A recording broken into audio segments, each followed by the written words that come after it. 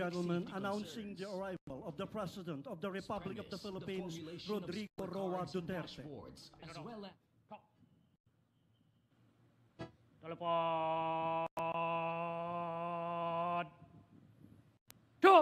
Is being accompanied by the Chief PMP, Police Director General Ronald de la Rosa, for the arrival honors.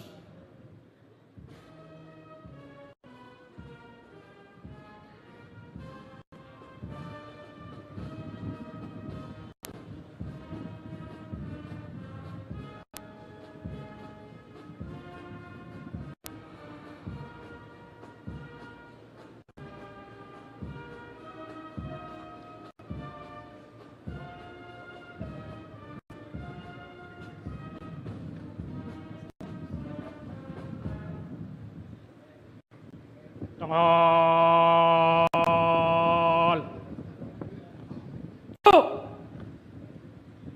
Pinano. Okay, kamay. Oh.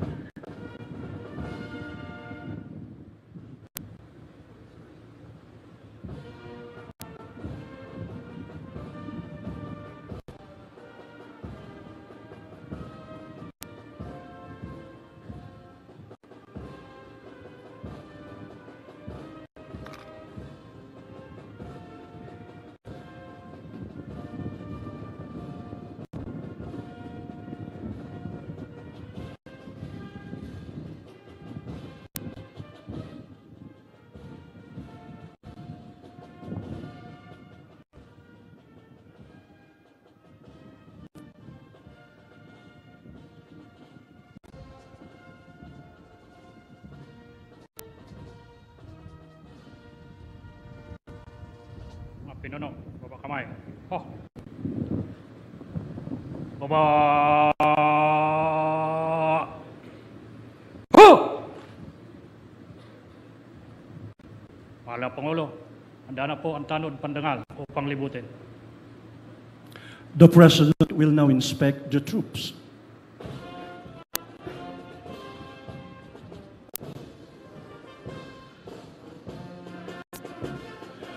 Trooping the line, ladies and gentlemen, is the President of the Republic of the Philippines, Rodrigo Roa Duterte, our guest of honor and speaker in today's 115th Police Anniversary celebration. He is being accompanied by the Police House, Police Director General Ronald de la Rosa, Chief Philippine National Police, and the Honor Guard Commander, Police Chief Superintendent Abad Osit, Deputy Director of the Directorate for Integrated Police Operations, Visayas.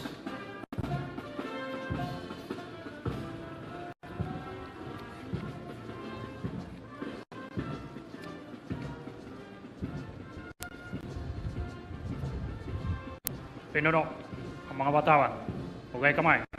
Ha! Baba. Ha! Trooping the line is a long-time tradition in the Philippine National Police, which gives the guests of honor a chance to view the troops.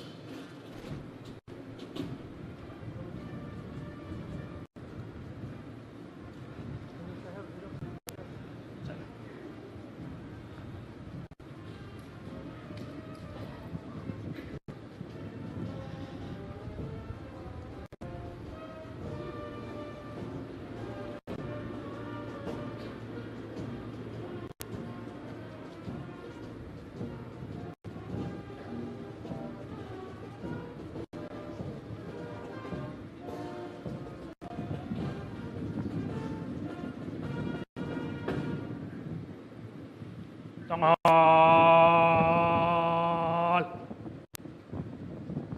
Go! Pinano, hugay kamay. Oh. Pinano, baba kamay. Oh. Baba.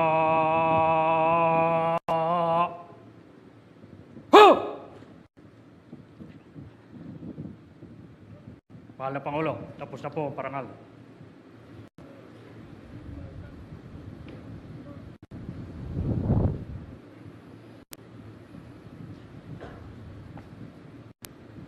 Welcome sa anniversary, sir.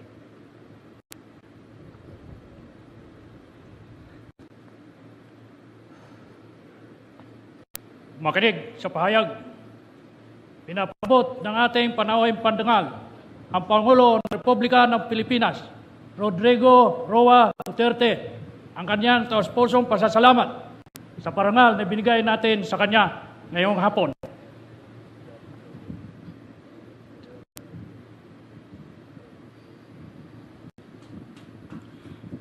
Ladies and gentlemen, the arrival honors have been completed.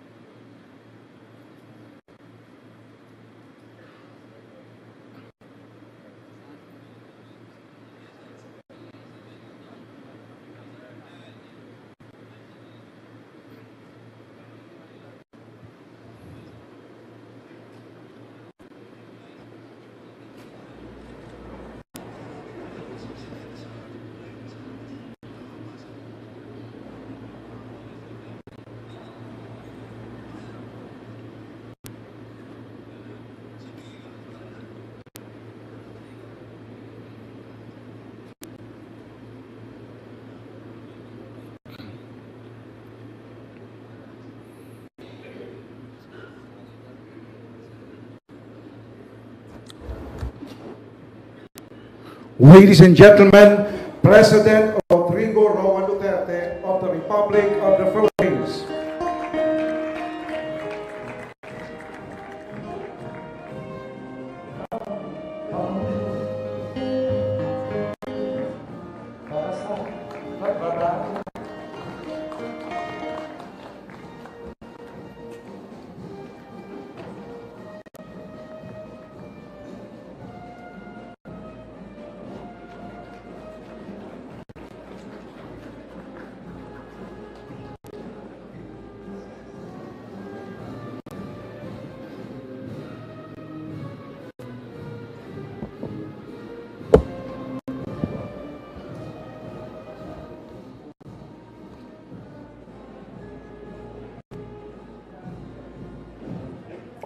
Ladies and gentlemen, good afternoon. We shall now start the program for the 115th Police Service Anniversary.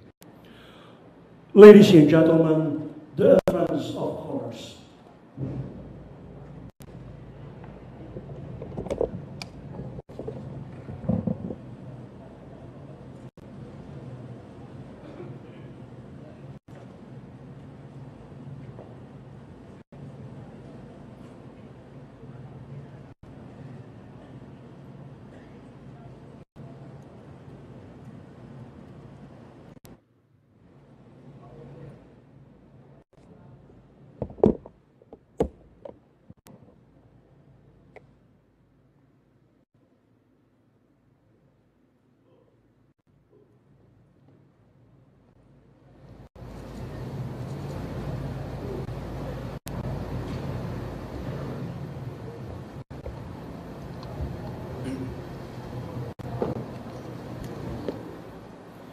Mga kababayan, ang pambansang awit ng Pilipinas.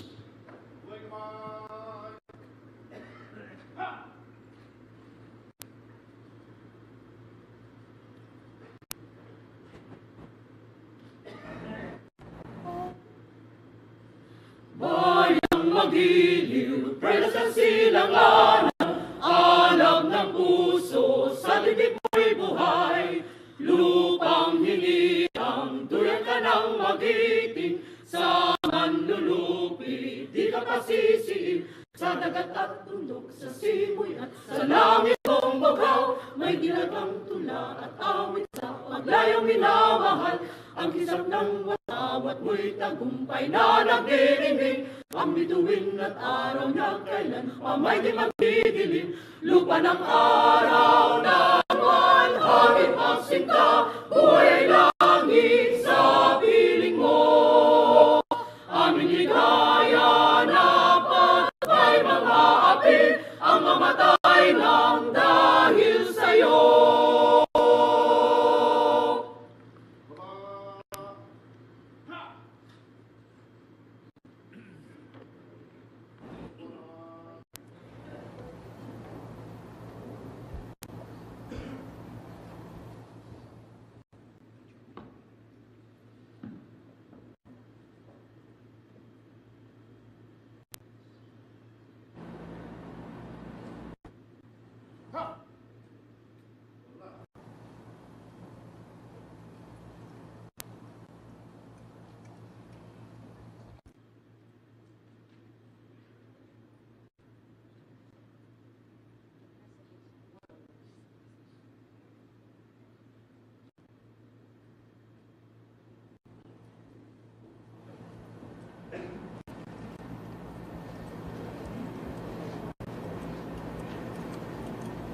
Please remain standing for the interfaith prayer by Police Superintendent Joselito Borja, Police Superintendent Samuel Erandio, and Police Senior Inspector Alabir Pandi from the Chaplain Service.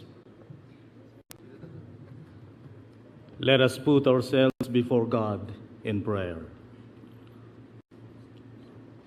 Almighty God, you made us PNP personnel for a reason, to serve you, our country, and people. We humble ourselves to you as we gather today to celebrate the 115th Police Service Anniversary with the theme, Hamon ng Pagbabago, Pinag-iba yung Serbisyo. Guide all PNP personnel for us to be the change that we want our organization and our nation to be by rendering true and honest service to the people, from the national headquarters down to every police station and precinct. Grant us the will and commitment to turn away from decisions and actions that will tarnish the credibility and integrity of our institution. Help us to be truly worthy of the trust and confidence of our constituents, whom we have sworn to serve and protect. Enlighten all our leaders, headed by our guest of honor and speaker, President Rodrigo Roa Duterte, Republic of the Philippines, so that they may lead us in expressing genuine change in all our undertakings, so that we may be able to realize true and lasting peace, order, and prosperity. All this we raise unto your mighty name. Amen. Please be seated.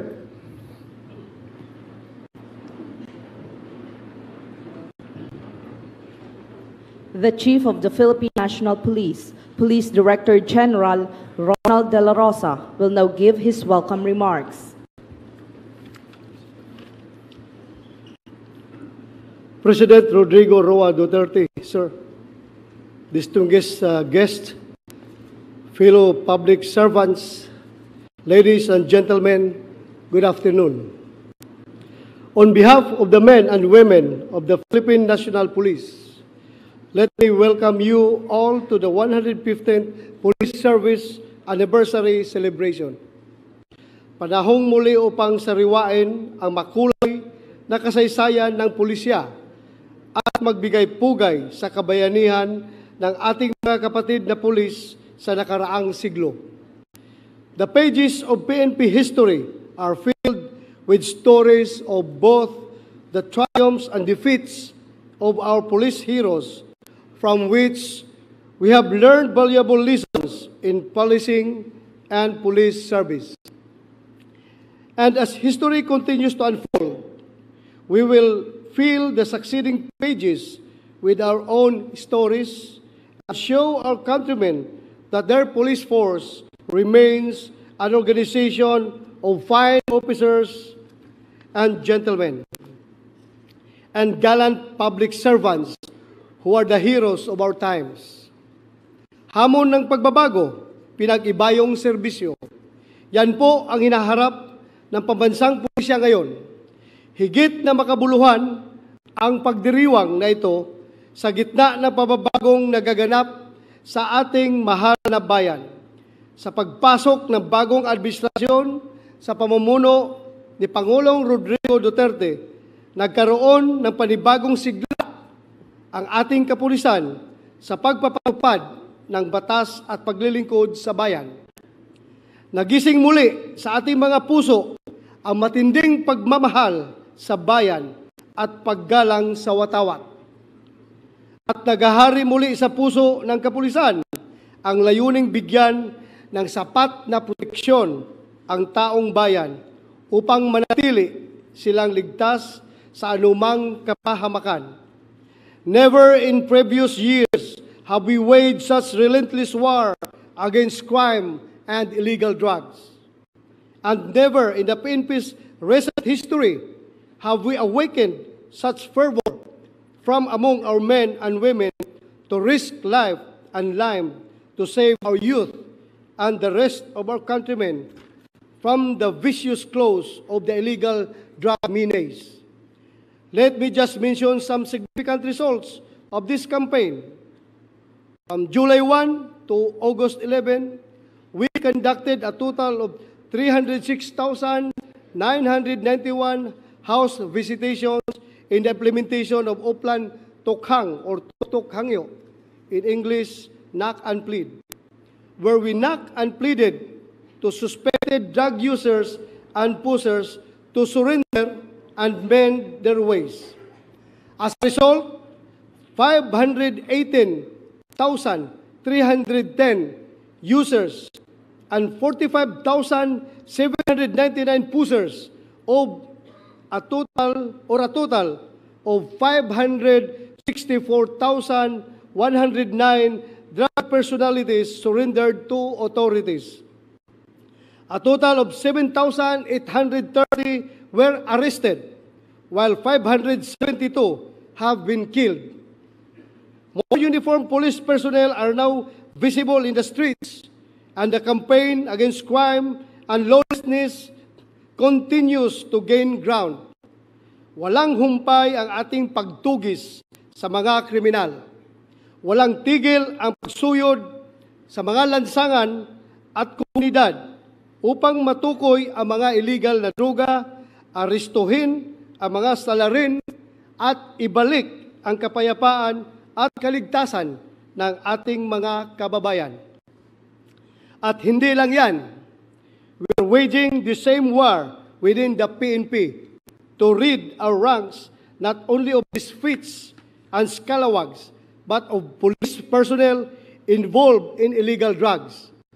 From July 1 to August 10, 18 PNP personnel have been dismissed from the service. 2 were suspended, 37 cases have been filed. And as everyone knows, more than 30 police officers who were in the President Duterte's watch list of PNP members involved in illegal drug trade submitted themselves for investigation here in Camp Crame last August 8. Napakalungkot isipin na may mga pulis na nakasangkot sa illegal na droga. Under my watch, I will not allow the situation to worsen. And I will do everything within my power and authority to address and put an end to this problem. Sa gitna ng mga panganib at sa harap ng mga taong nagdududa sa ating layunin at kakayahan, taas noo at buong tapang pa rin nating ipagtatanggol ang mamamayan at ilayo sila sa kapahamakan. Sabayan natin ang pagbabago sa buong bansa sa pamamagitan ng pinag-ibayong serbisyo. Tandaan natin na tayong mga pulis ay pumasok sa serbisyo upang maglingkod sa bayan. hindi upang pagkakitaan ang ating kapangyarihan. Pumasok tayo sa serbisyo upang panatilihing ligtas ang taong bayan, hindi upang saktan at abusuhin sila. At pumasok tayo sa serbisyo upang ipatupad ang mga batas at itaguyod ang kapayapaan, hindi upang protektahan ang mga illegal na gawain. At narito tayo ngayon sa serbisyo upang maging ehemplo ng paglilingkod na magiting, malinis at mahusay. Bilang ama ng organisasyon ito, nais kong makita ang marami pang mga bayaning pulis sa ating mga hanay. Hindi nyo kailangan magbuwis ng buhay upang maging bayani. Maghandog lang kayo ng malinis at maayos na paglilingkod. Magpakatatag sa gitna ng unos, maging matapang sa harap ng panganib, taas noong harapin ang anumang pagsubok at magsilbi kayo mula sa puso. Sa ganitong paraan, makiisa kayo sa hanay ng ating mga bayani. At ito naman ay susuklian ko kasama ng buong liderato ng pulisya ng tamang pag-aaruga sa inyo at sa inyong mga pamilya at pagtugon sa inyong mga pangangailangan bilang mga sandigan ng bayan. At this point, I want to thank our beloved President Rodrigo Duterte for the strong support and inspiration that he continues to give us. Ganado po kaming magtrabaho dahil kayo po ang aming ehemplo ng serbisyong magiting, malinis, matapang at tapat. Sa kabila ng mga kakulangan sa armas at iba pang mga kagamitan, mananatiling masigasig po ang aming paglilingkod at pakikibaka laban sa krimen at sa masasamang loob. Sa tiwala po ng ating Pangulo, sa kapulisan at sa kanyang malakas na suporta, pati rin ang suporta ng taong bayan. Patuloy pa rin ang aming masipag na pagpapatupad ng batas at pagsulong ng kaayusan at kapayapaan sa ating mga lansangan. We continue to strongly implement our transformation agenda as we heed the present administration call for positive change in the country. As we now celebrate the Police Service 115th year, we will do so with a renewal of our commitment to the police ideals of service, honor, and justice. Naway patuloy na maghari sa ating mga puso ang paglilingkod na marangal at makatarungan. At sa ating mga membrong bibigyang parangal ngayong araw na ito, binabati ko kayong lahat sa ngalan ng pambansang pulisya. Ipagpatuloy ninyo ang magandang serbisyo sa sambayanan at patunayang ang kapulisan ay tunay na tagapagtanggol ng mamamayan at sandigan ng ating bayan. Sa ating lahat, maligayang bati sa pagdiriwang natin ng ikasandaang at 15 taong anibersaryo ng serbisyong kapulisan. Mabuhay po! Thank you very much, sir.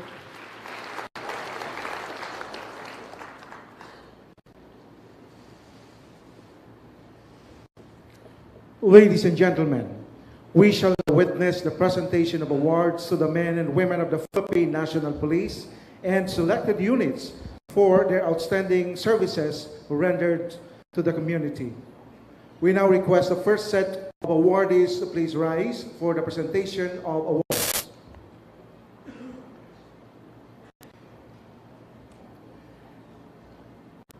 And to present the awards is the President Rodrigo Roa Duterte, to be assisted by Undersecretary Catalino Cuy, Acting Secretary of the DILG, and Police Director General Ronald De La Rosa, the Chief of the Philippine National Police. For the individual awardees, the Achievement Award is presented to Police Senior Superintendent Valeriano T. De Leon of Police Regional Office 11, Davao, for having been adjudged as Best Senior Police Commissioned Officer for Administration for the year 2015 in grateful recognition of his outstanding performance in the field of administration.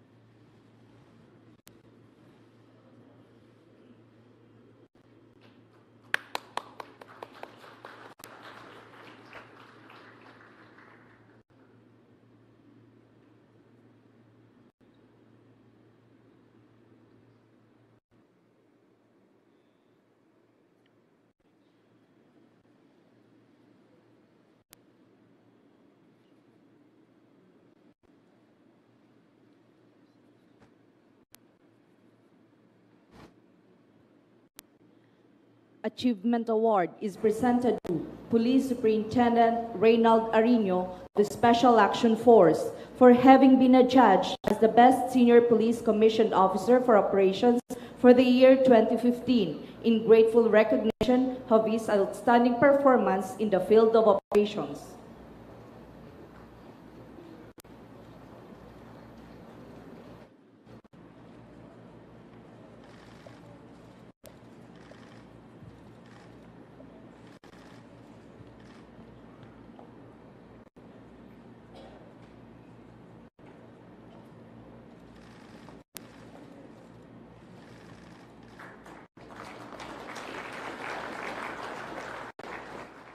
Outstanding performance in the field of operations.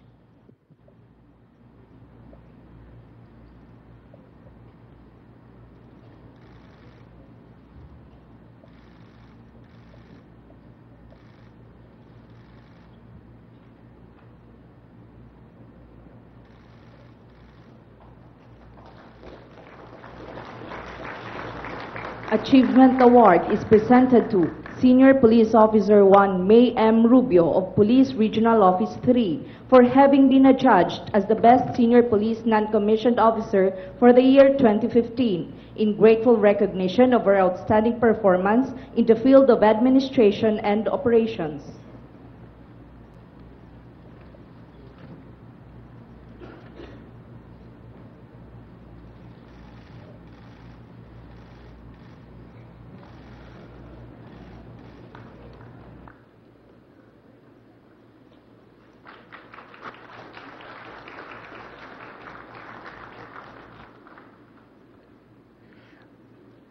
The Achievement Award is presented to Police Officer 2 Jonathan Robles of Police Regional Office 3 for having been adjudged as Best Junior Police Non-Commissioned Officer for the year 2015 in grateful recognition of his outstanding performance in the field of administration and operations.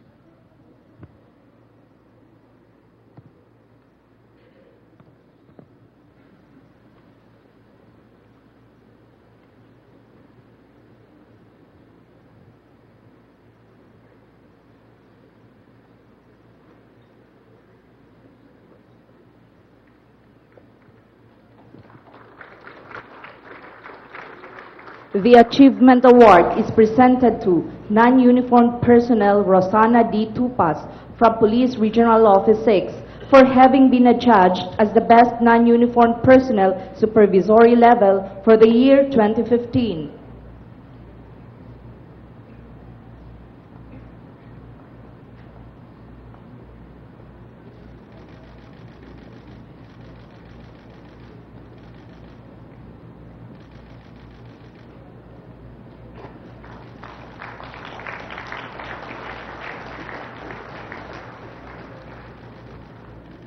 The Achievement Award is presented to non-uniformed personnel Mary Jean Nadres from the Directorate for Plans for having been adjudged as Best Non-Uniformed Personnel Non-Supervisory Level for the year 2015.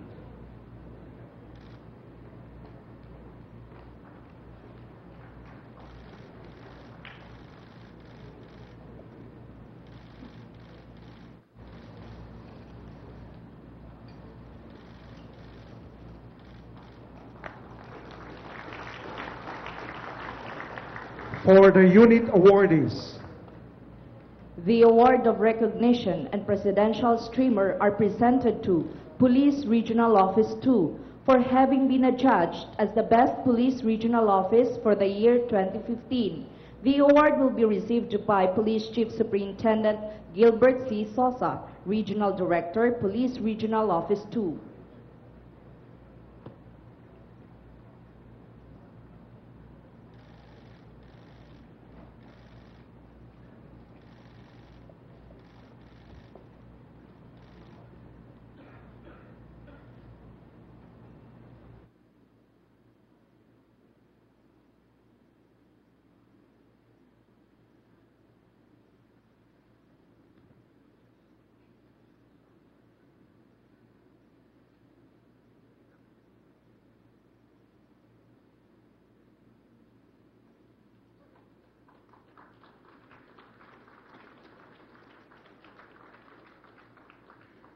The award of recognition and NAPOLCOM streamer are presented to Information Technology Management Service for having been adjudged as the best National Administrative Support Unit for the year 2015. The award will be received by Police Chief Superintendent Edwin Jose Nemenso, Director, ITMS.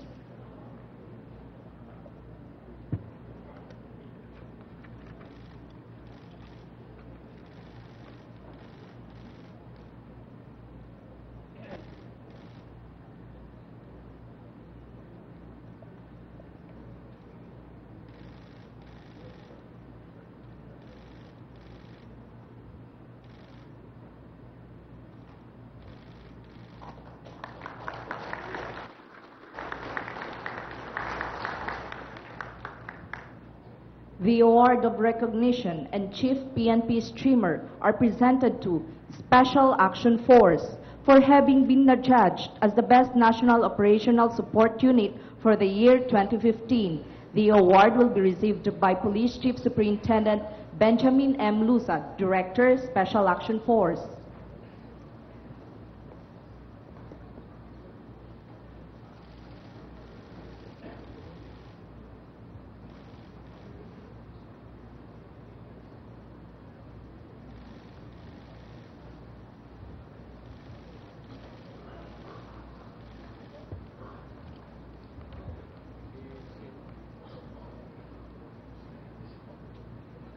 The award of recognition and PNP unit streamer are presented to Bulacan Police Provincial Office for having been adjudged as the best police provincial office for the year 2015. The award will be received by Police Senior Superintendent Romeo Caramat Jr., Acting Provincial Director.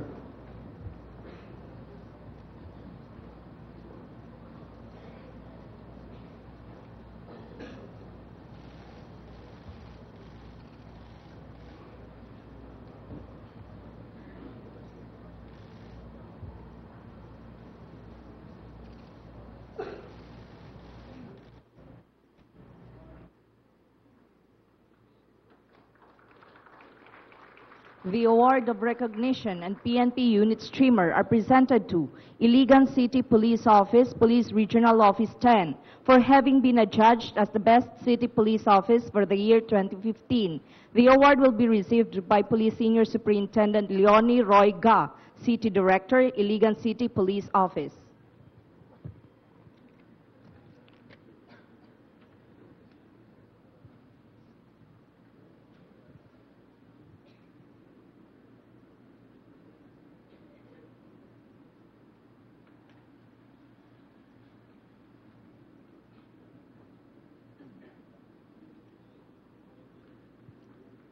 The award of recognition and PNP unit streamer are presented to Santa Rosa City Police Station for having been adjudged as the best component city police station for the year 2015. The award will be received by Police Superintendent Giovanni Martinez, Chief of Police, Santa Rosa City Police Station.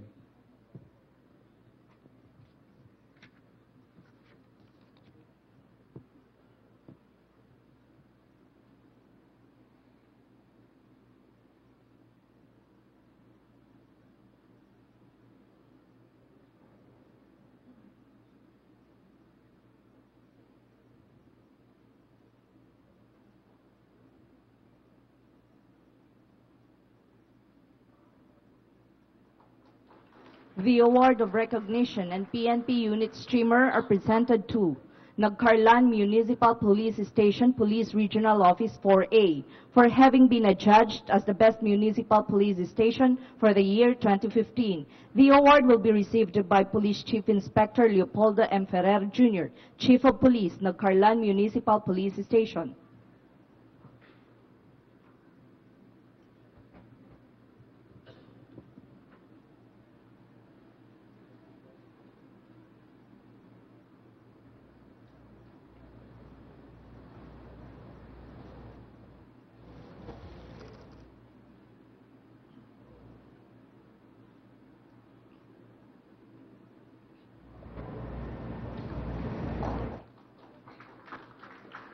The award of recognition and PNP Youth Streamer presented to Regional Public Safety Battalion 13 for having been adjudged as the best regional public safety battalion for the year 2015. The award will be received by Police Superintendent Chito Bersaluna, Acting Battalion Commander, Regional Public Safety Battalion 13.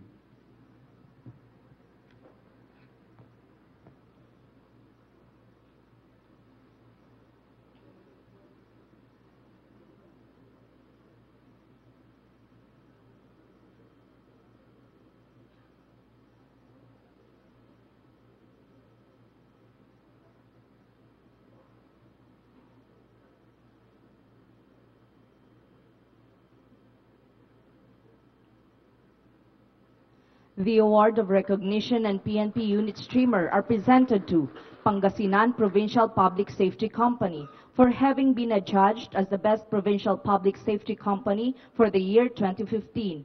The award will be received by Police Superintendent Virgilio C. Pascua Jr., Company Commander, Pangasinan Provincial Public Safety Company.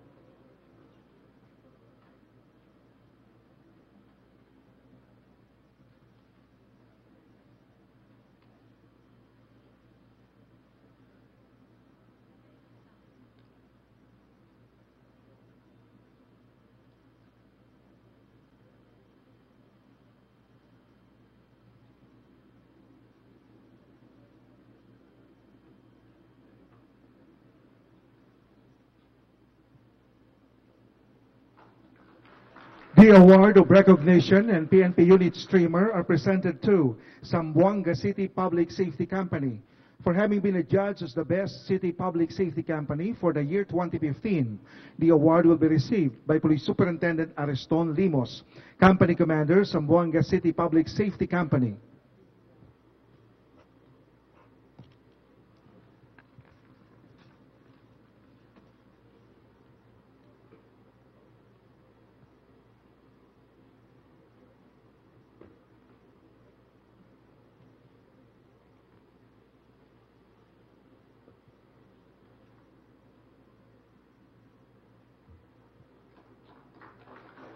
The award of recognition and PNP unit streamer are presented to Women and Children Protection Desk, Police Regional Office 11, for having been adjudged as the best Women and Children Protection Desk for the year 2015. The award will be received by Police Chief Inspector Jacqueline A. Antero, Chief Women and Children Protection Desk, Police Regional Office 11.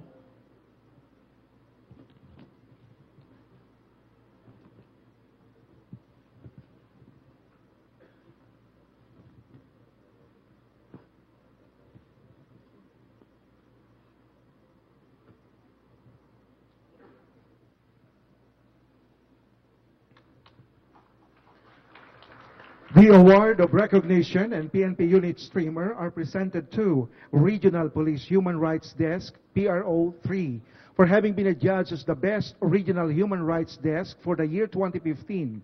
The award will be received by Police Superintendent Hercules Ileto, Chief Regional Human Rights Desk, Police Regional Office 3.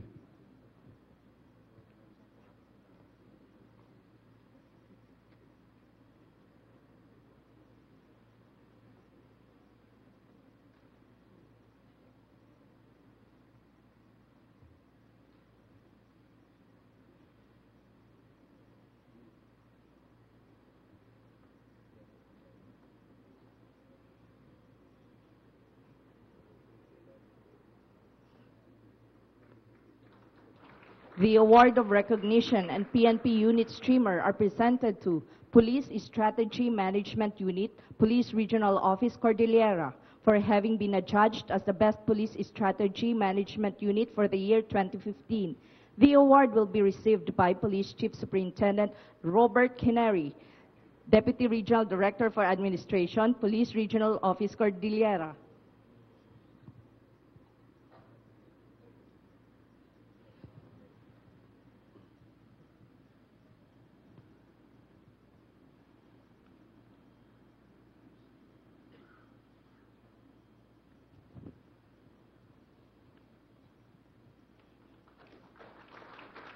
The award of recognition and PNP unit streamer are presented to Regional Special Training Unit, Police Regional Office 2, for having been adjudged as the best regional special training unit for the year 2015. The award will be received by Police Superintendent Jojo de la Cruz, Chief Regional Special Training Unit, Police Regional Office 2.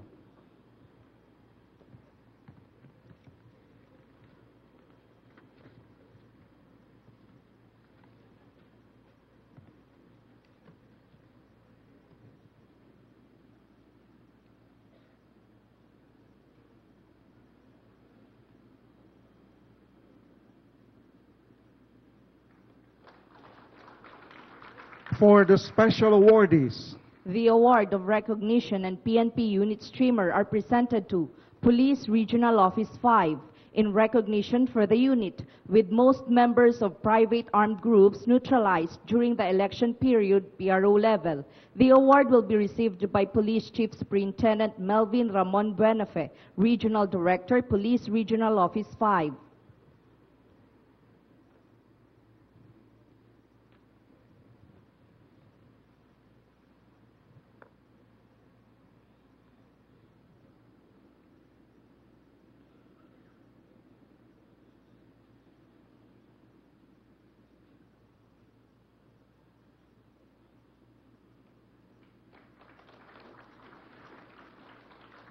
the award of recognition and PNP unit streamer are presented to Cebu Police Provincial Office in recognition for the unit with most number of firearms accounted, seized, recovered, and surrendered during the election period for Police Provincial Office and City Police Office level.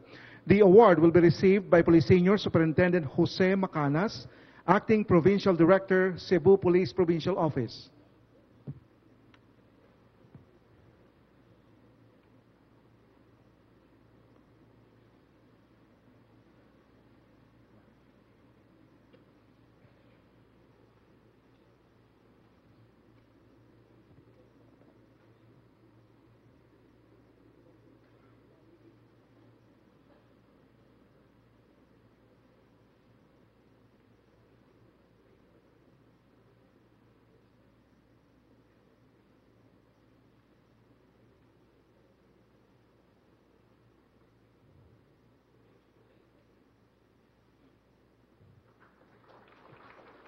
Award of recognition and PNP unit streamer are presented to Police Regional Office 13 in recognition for the unit with the least number of election-related violent incidents during the election period. The award will be received by Police Chief Superintendent Rolando B. Felix, Regional Director, Police Regional Office 13.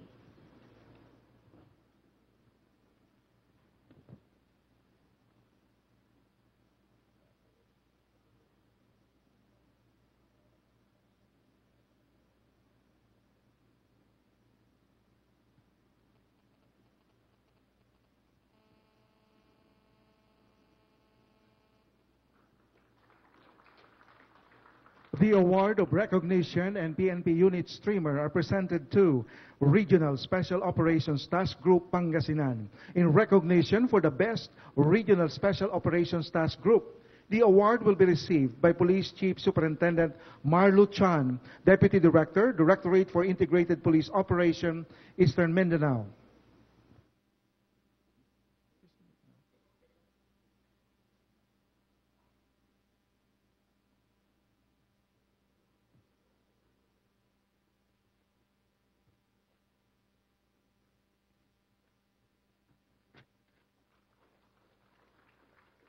The award of recognition and PNP unit streamer are presented to Rizal Police Provincial Office, Police Regional Office 4A in recognition for the unit with the most number of confiscated, seized, recovered, and surrendered loose firearms for calendar year 2015. The award will be received by Police Senior Superintendent Adriano T. Eno, Provincial Director, Rizal Police Provincial Office.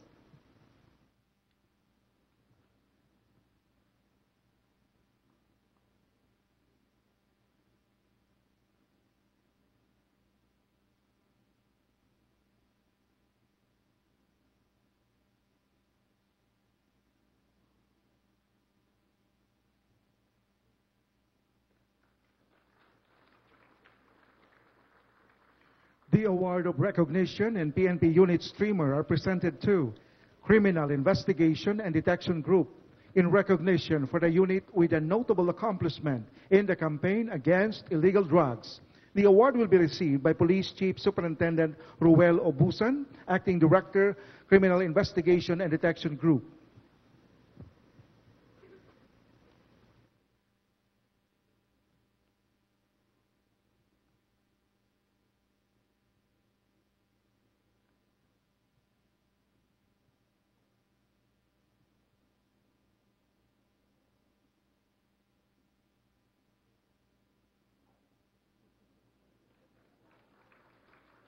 The award of recognition and PNP Unit Streamer are presented to Police Regional Office 3 for having the highest number of arrested drug pushers in relation to PNP Anti-Illegal Drugs Campaign Plan Project Double Barrel from July 1, 2016 to August 11, 2016. The award will be received by Police Chief Superintendent Aaron N. Aquino, Regional Director, Police Regional Office 3.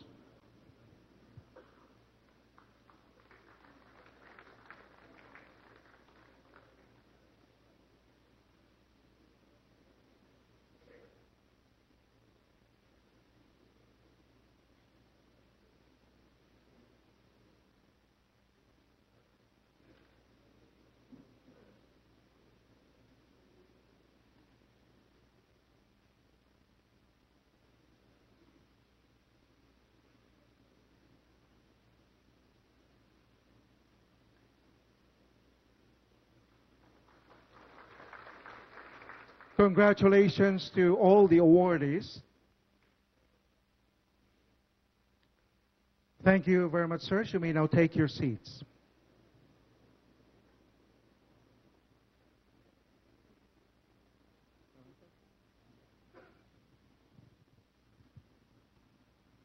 Ladies and gentlemen, Police Director General Ronald De La Rosa, Chief Philippine National Police, will now introduce our guest of honor and speaker.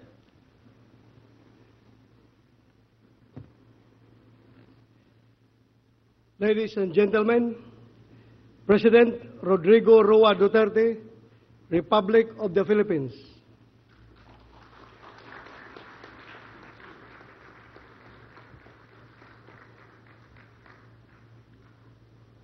Kindly sit now. Thank you.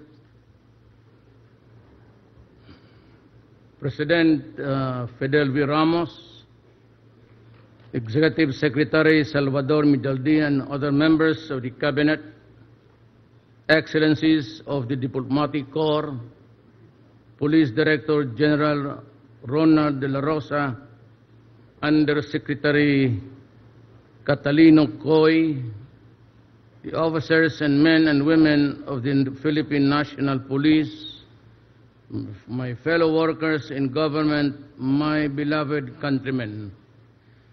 I'd like, before I forget, my warmest congratulations, felicitations to the awardees today, this afternoon. And I would like you to know that I am greatly gratified by your work you have shown. Salamat po sa inyo. Now, along the way, upon my assumption, I had to do things here inside the PNP because I had to do it. I had no recourse, but it was a call of duty and nothing personal. And I hope that everybody here would understand that. You know, the fight against crime and criminality are eternal. The fight is eternal, rather. Because in every generation and every body politic, wherever there is a government, a congregation of men, human beings, we would have problems about establishing law and order. In the Philippines, we are Filipinos are no exception. We have had our share of our agony and misery. In my generation, especially now, we have seen our country devastated by drugs. And it has not only affected millions, but a lot of them are no longer viable as human beings in this planet. You know, about 2 years ago, PDEA came out with the statistics that there are about 3 million plus Filipinos already afflicted with drugs. And if you just compute by incremental increase, put it at a very liberal rate, let us say 700. So you have about 3,700,000 Filipinos who are dependent on drugs. And what is really very unsettling is that a year or more of shabu use would shrink the brain of a person, and therefore he is no longer viable for rehabilitation. Unlike the poppy derivatives, the heroin and cocaine, they are all grown from an organic plant, that is the poppy. But meth is something else. It is a deadly mix of chemicals, and even the water used in mixing the shabu itself uses the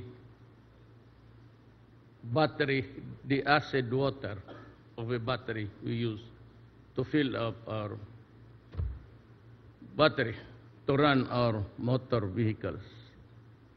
And that is why I hope everybody should understand that.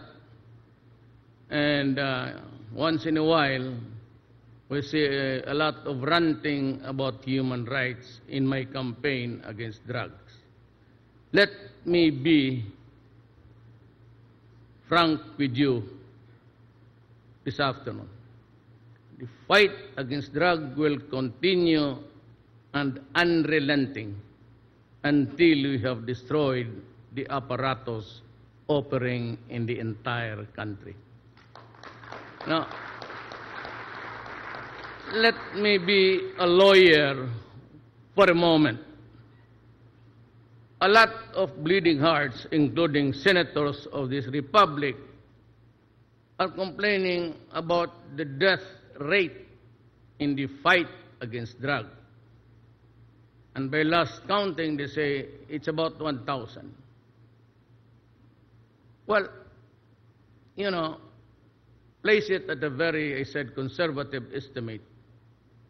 Let us now say that there are about 400 drug addicts no longer eligible for rehabilitation, for they are really crazy and out of their senses and no longer have the cognitive value of their person, of their talent.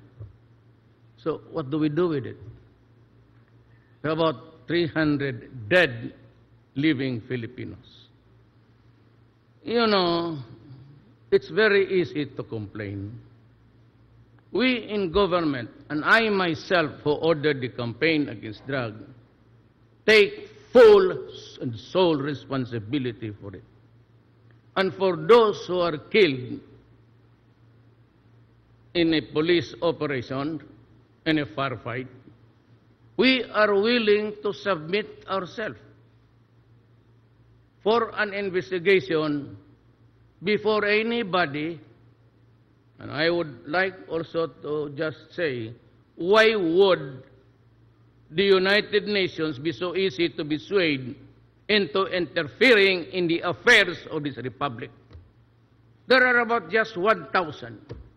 There are a lot of people, innocent women, child, young women, young men, old women, being killed elsewhere in this world without even saying the slightest justice. Take, for example, in the Middle East, I have yet to complain the United Nations complaining publicly, even not criticizing the countries who are into it and bombing villages and communities, killing everybody there, including the goats and the cows and the dogs. I have yet to complain the UN President state publicly over and over again because of the loss of the lives of innocent people. That is the problem. And here comes a UN easily swayed and coming on a very stupid proposition of, for those who are killed by the other drug syndicates, we can only investigate, but do not attribute the acts of other criminals upon my government. I say the easiest way of really just being into politics. And here is a senator complaining when one day I will tell you that her driver herself, who was her lover, was the one also collecting money for her during the campaign.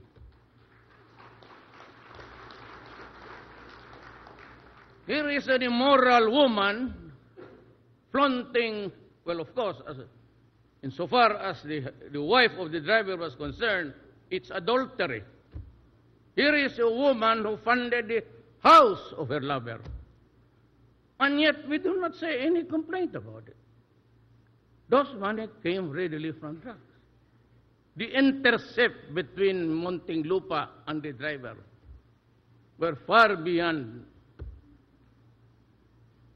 making sure that somebody was involved. But in fairness, I would never say here that the driver gave the money to her.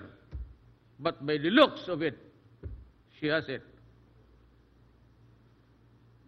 Ang makapahirap dito. Namumulit ka posturing when you yourself has a very sordid personal and official life. I will show to you, I have this CD when she first investigated me in Davao for human rights violation. Before the press entering the hotel lobby, she said, I will prove that Duterte is connected with the DDS, Davao Death Squad. Until now, she keeps on yakking, and she has forgotten that tape which I had recorded. I would like her to eat it in my presence, but I cannot do it because it is not an accepted edible food for human beings. What's the problem? We inject politics, only 1,000 died, and you put my country in peril, in jeopardy for the 600 now. Lives wasted, destroyed, families broken, children left, husband and wife together with so many orphans whose parents are alive. Yan ang pinakamahirap dito sa bayan na to. And frankly, one of the things that really prompted me was at the urgings of President Ramos, because he himself, as a matter of fact, knew what was going on. And he came to me repeatedly and said, you run so that you'll have a president from Mindanao and one who can save this nation. President is here, you can ask him. Long before we started the campaign, we already knew what was wrong with the PNP. And I had that's why I had to do something about it. As president, I could not have started my administration with a corrupt Philippine National Police. Alam mo, when I was mayor, and you can ask anybody for that matter, in Davao City was one place where the police during my time was protected if they were in the performance of their duties. Once they were disciplined and suspended, I had to pay for the basic salary, the take-home pay, so that the family will not go hungry. I provided the lawyer, and as a matter of fact, I intervened actively. I will not elaborate on it.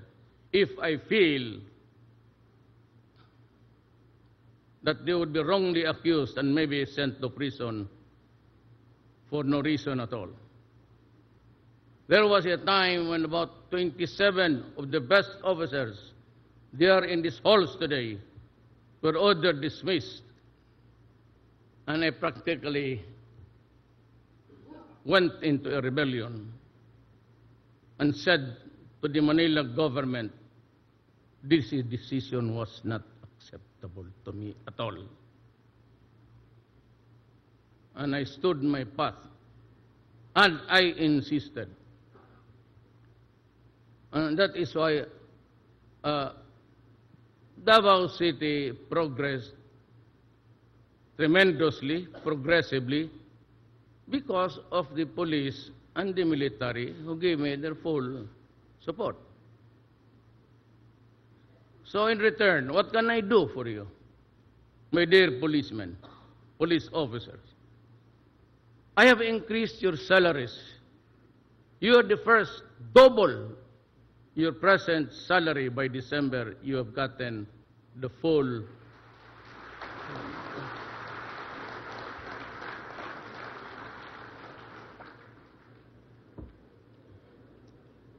And I included the Armed Forces of the Philippines and the PDEA.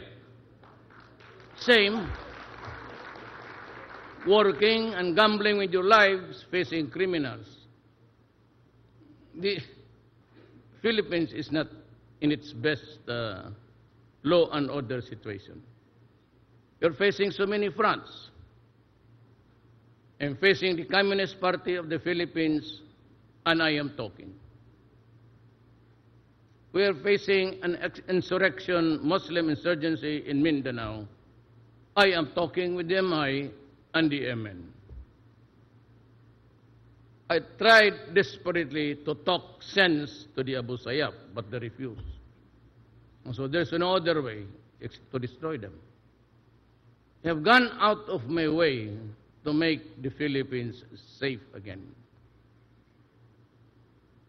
I won by a sheer majority of 6 million, which until today appalls me, because I really do not know how I got the 15 million with a 6 million majority from the next neighbor. So I could only think of the many things that I said, but most importantly, I would say that what prompted the audience, the Filipino nation, take notice of what was coming in or out my mouth was this: I will give you a clean government, and it will be so, and it will be done. I promise them I will suppress crime and take control of the drug situation, which was really running wild in our country today. Make no mistake about it. I repeat again for all everybody's consumption. Do not kill if you are not in danger of losing your life. But in effecting an arrest, when there is a violent resistance, because in effecting an arrest, you have to overcome the guy to bring him to the folds of the law. If you cannot bring him to the police station, if you cannot place him under the control of the law, because that is your job, to arrest, which means to overcome the resistance. But if the resistance is violent, thereby placing your life in jeopardy, shoot and shoot him dead.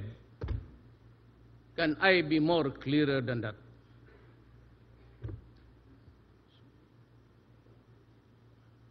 Now, we are trying to fix everything.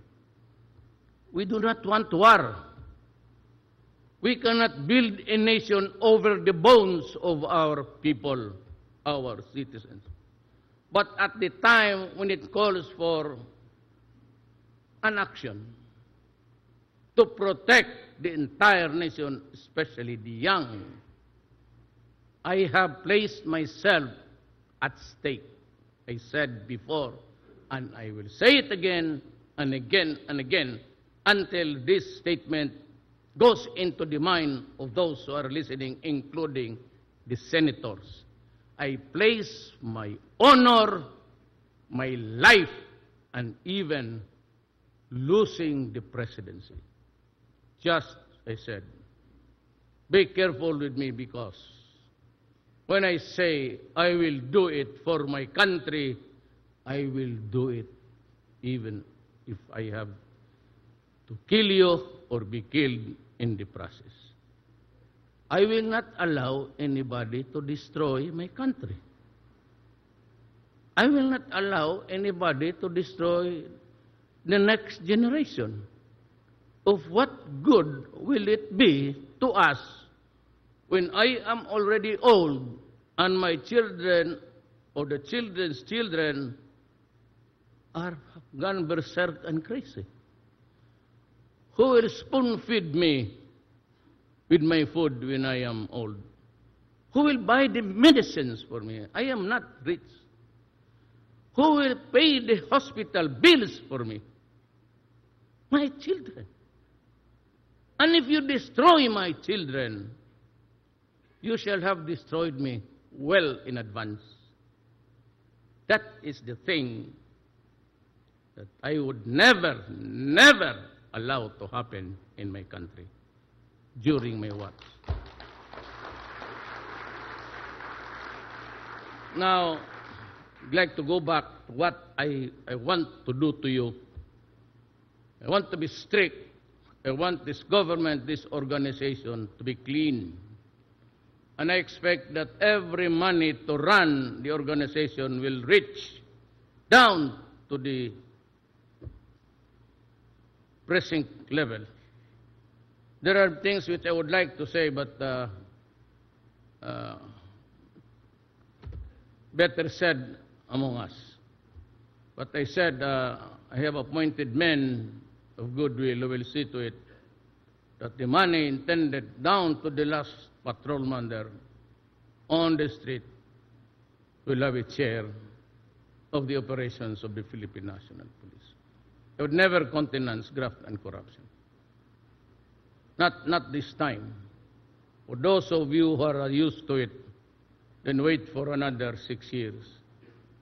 The 6 years would really be something which we have to work on honestly between us, between your president and yourself.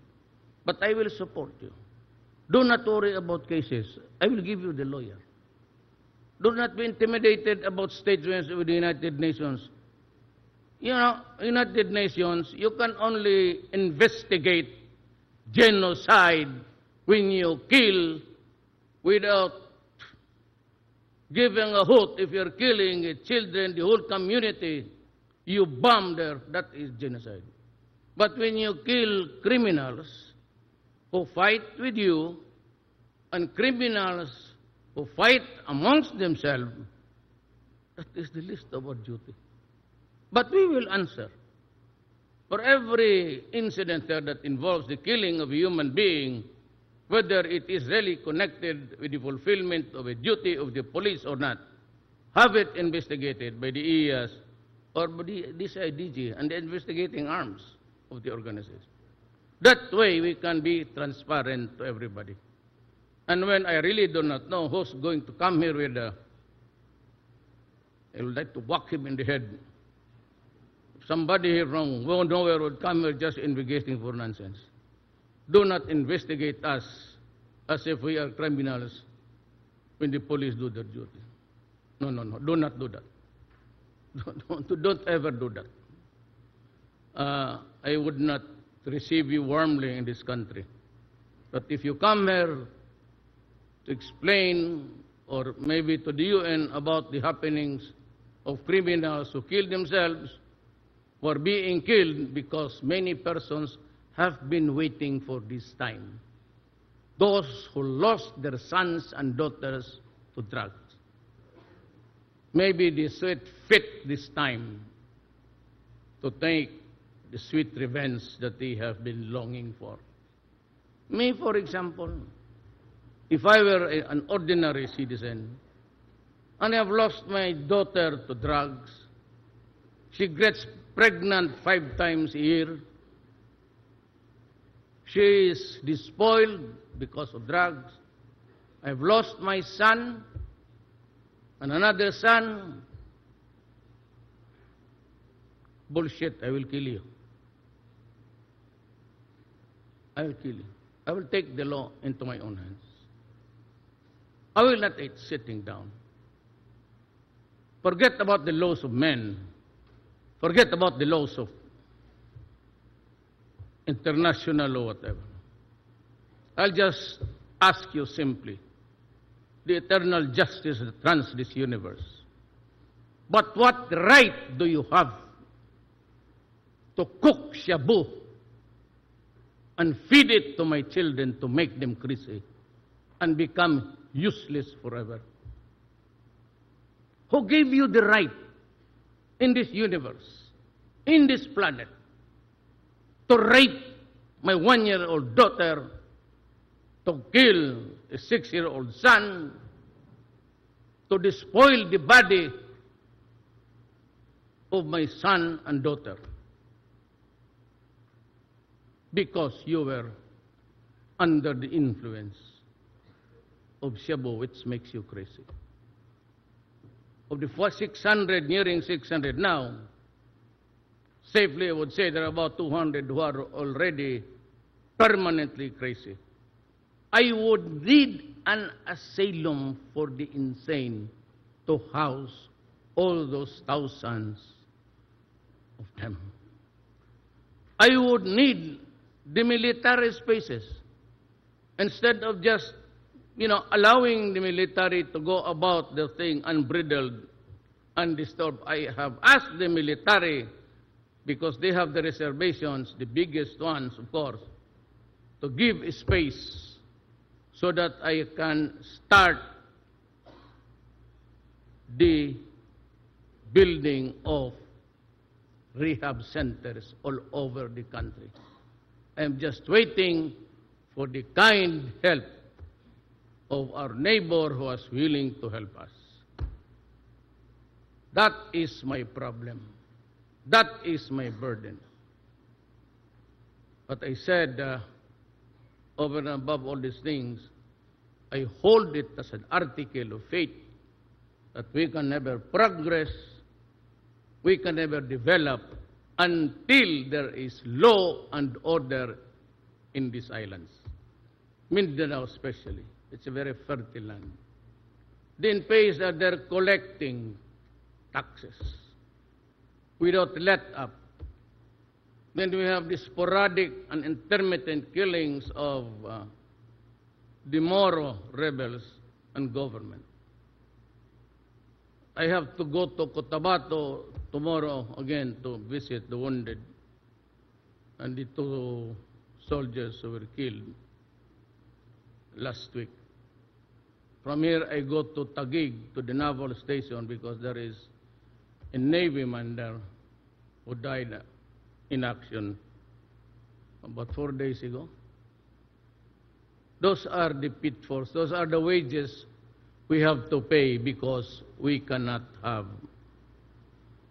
peace in this land. And that is why a bulk of my effort would really be to seek peace with everybody. And you, I promised you, the PNP, the rank and file, you will have your salaries doubled, then I would offer say, free education from kindergarten to high school. Well, when they reach college, there are those who are gifted by God. I am not one of them, who are really the bright, and they can go and pursue. We can have this scholarship. But for those who do not want to study like me before, who seems to be resistant to good education, well, we can always have the technical, and we will have the help of many of our Asian brother nations. China, for example, Japan, Taipei is also one of those, and Thailand, everybody. What China has offered us well in advance to help us training in agriculture. So I'd like to thank you. And we have the United Nations helping us in all efforts of humanitarian efforts. So we'd like to thank you, the donor of these countries, Canada and everybody, for helping my country. In return, may I just be allowed to say that do not be afraid to invest in the Philippines, whether as help or by assistance or business investments.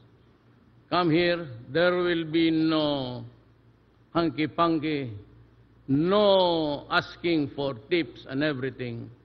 All you have to do is to tell me, call me, there's a number, and I will do the processing myself for you. And will give you the paper with you just sitting down. And I promise you that anybody, even a whisper, do not ever think about it, because even a whisper can get you into trouble. That is how serious I am, because that is what the people expected of me. Thank you and good afternoon. Thank you very much, Mr. President. Ladies and gentlemen, President Rodrigo Roa Duterte of the Republic of the Philippines. Okay, natunghayan po natin ang programa rin po sa Philippine National Police sa kanilang 150 na Police Service Anniversary. Nauna po magsalita kanina bilang welcome remarks si PNP Chief Police Director Ronald De La Rosa, na kung saan sa pag-upo administrasyon ay nagsimula muli ang sigla ng Philippine National Police, na kung saan nagsimula muli ang paggalang nila ng bawat kapulisan sa ating watawat. Dinagdag pa nga, ito'y sinabi nga ni PNP Chief De La Rosa bilang ama ng buong organisasyon. Anya, simula nang umupo siya sa pwesto ay patuloy ang pagpapatrolya ng mga kapulisan sa lansangan sa